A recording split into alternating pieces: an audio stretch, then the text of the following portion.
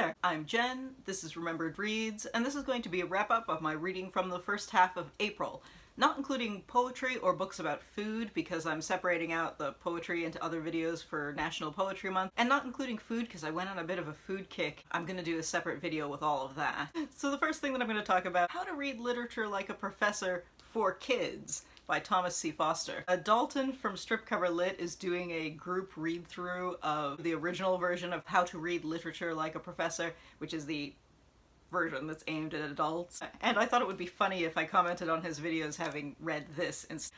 But what I came away thinking is that this is one of the oddest things I have ever read. So it has references to things like the plays of Sophocles, but it's clearly designed to be read by kids who are about 8 years old, so it's weird because it's discussing here's how to reference the works of Dickens or the Odyssey and the Iliad and Oedipus Rex, but it's for 8-year-olds. So there's a weird disconnect because material-wise this is clearly something that would be useful for high school students, but it's written at a really low ability level, so it's clearly, and I mean based on the cover you can see this should be aimed at children, at quite young children, so it's really weird. I think there would be a way to write a book like this about, which goes through chapters of symbolism, some of which I think is symbolism that tends to be, that's maybe more socially questionable and that there should be more discussion about, but because this is for kids there's no discussion, so it's just,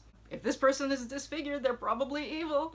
And you think, well, you know, in a kid's book, I think you want to be a little more nuanced than that. Now, I mean, I think a lot of 8-year-olds could read more challenging literature. I think a lot of teenagers could read more challenging literature.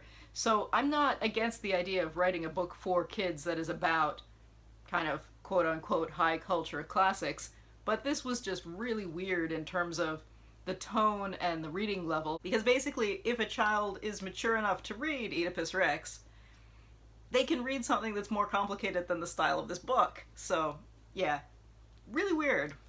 And I didn't end up commenting on Dalton's video anyway, so. Now some of the books that I read on my trip. The first novel that I picked up was Jonny Appleseed by Joshua Whitehead. This was on a number of book lists. I think this was on the Canada Reads list. It is a look at a First Nations teenager who has moved to Winnipeg from the reserve and kind of life.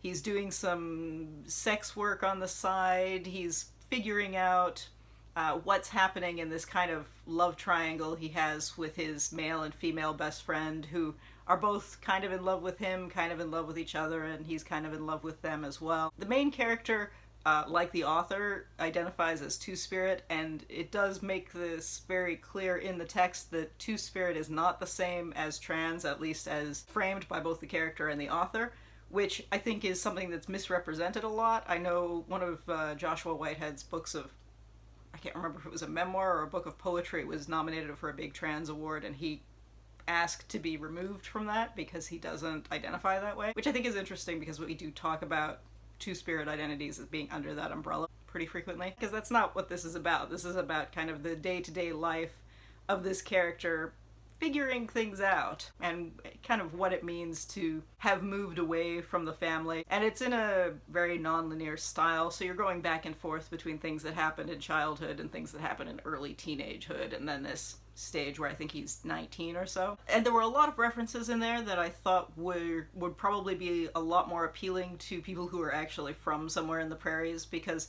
there were definitely bits in here that I recognized because they're part of the kind of general Anglophone culture, if you will, or part of general Canadian culture, but there were clearly some things that were very specific to Winnipeg or to the northern parts of the prairies that I think other people might appreciate more. I think there were bits of this that weren't quite perfect. It's quite a short novel, but even so I thought there were some parts that could have been smoothed out a little bit. But still, I thought it was very engaging and entertaining and worth picking up if you like this kind of thing, with the caveat that it is that there are a lot of kind of dark and harsh things happening that maybe not everyone wants to read about. So if you were looking for kind of a happy tale, this might not be what you want.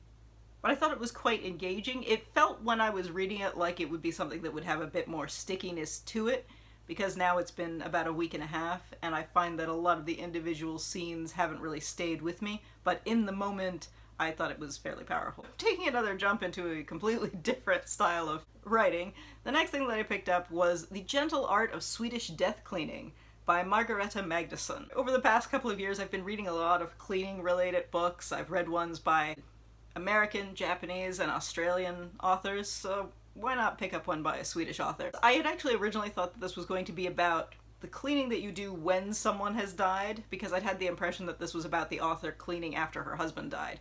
And some of it is about that, but the idea of death cleaning, is, as framed by this author at least, is about cleaning in preparation for your own death. So I think she was about 90 years old when she wrote this, and the framing is more or less that she wanted to clean out her own stuff so that when she dies, her children and grandchildren won't have to deal with her things. Which is an interesting way of framing it, because the idea is, if you've just been diagnosed with a terminal illness, or you're between the ages of 80 and 100, here's what you should do. And that would be an interesting kind of distinction between this and other cleaning guides, which are aimed more at cleaning for the purposes of your own day-to-day life.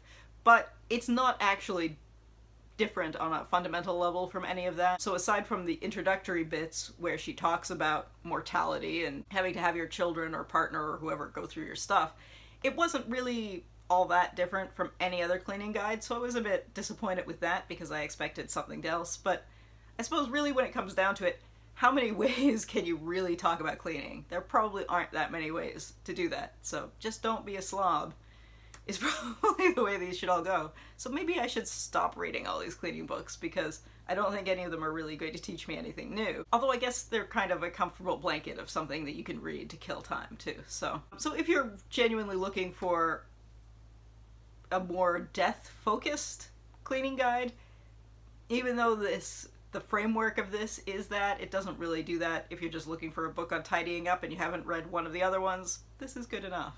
Switching styles again, I read Volume 2 of Moonstruck. This one is called Some Enchanted Evening. I talked about Volume 1 of this before and had more of the same issues that I had with that one with this. This has really adorable art. This is basically set in a fantasy world. The two main characters are werewolf girlfriends who are out having wacky adventures, and honestly, this is a series where if it weren't for the art style, I wouldn't have picked up the second volume, because the first volume, the story just didn't flow very well, and that is even more true of this one. The story is kind of a mess. There's something going on with a fairy frat house, and the werewolves are kind of having these fights that don't make sense. None of the plot really comes together. The timing doesn't particularly work. It's sloppily told, but as I said, the art is lovely. It's adorable. If I were rating them separately, I would say 5 stars for the art and 2 stars for the story, because it's just not compelling. And it's a shame, because I think the art deserves a better narrative than this has. So, will I continue with the series? Probably. I'm reading these through Hoopla, so they're from the library. I'm not paying for them. If I were buying these, I wouldn't keep going with them. That's just how that is. And finally, the other day, I finished On Reading by Patricia Meyer Spacks. This book suggests that it's about what people get out of rereading and the nature of rereading and what one can learn from rereading and revisiting works at various points in your life. All of which is very interesting, especially as someone who has a few books that I reread every year. I was just out visiting with my sister and I babysat for my nephew one night, and he requested like a series of books. We'd just gone to the library. He had me read all of the books that we got out of the library, and then he requested that I reread a couple of the favorites, and then we reread the one that he thought was the best of them once, which wouldn't have been my choice for the best, but he is a 3-year-old, so I was kind of in the mood to think about rereading. But unfortunately, this book doesn't really do a good job of generalizing about rereading as an activity, as much as it's revisiting the author's rereads of specific work. So she talks about having read Alice in Wonderland as a child and not having understood the broader framework, and then reading it again as an adult.